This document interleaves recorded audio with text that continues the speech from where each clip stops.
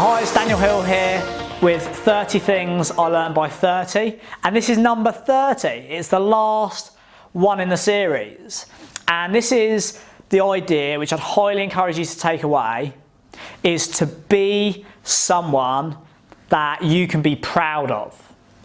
When I grew up in my 20s, I'd say that I made some decisions then that I definitely would not make now. In fact, probably not my 20s, even earlier than that. The way I went around my personal life, my businesses, the way that I perceived others and wanted to be perceived by the market, my competitors, my friends, was very, very different to how I am now. The things that I learned was about how to work with people, how to collaborate, how to add value to the life of others rather than trying to constantly get ahead. And there's all these little things that you learn about how to be a good person. And what I'd encourage you to do is really start to tune in and become very self-aware about how you behave. Do you spend your time and behave in a way where you're adding value to others, or are you upsetting them? On a daily basis, are you behaving and making decisions in a way that is in the interest of the big picture and everyone around you? Or are they selfish, perhaps quite short-sighted thoughts that perhaps don't add as much value as they could do? On a daily basis, tune into how you behave. How do you react in certain situations?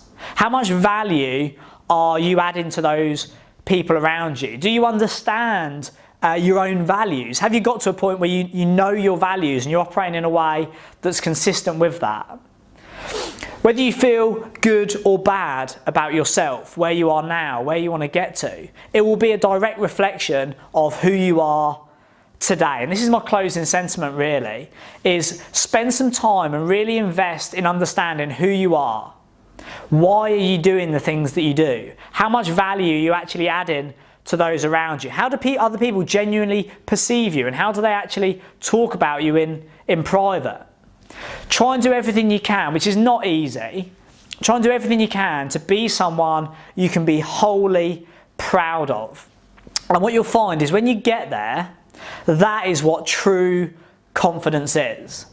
If you find that confidence comes from superficial things or people perceiving you in a different way to the way you actually are, there's a higher level of self-actualization where you become completely content in who you are. You're happy with who you are, you add value to those around you, and this is the concept of being very, very clear and very, very clear in what you want to achieve, very deliberate in trying to achieve it, and then very, very proud of the person, in a non-arrogant sense, be proud of the person that you become. I hope you've got some value through this series of 30 things that I learned on my journey to get into 30, and I hope they had some value for you as you go forward in your journey, whether it's personally, professionally, in employment, or within your own business. So that's 30 things I learned by 30, and number 30 is be someone you can be proud of.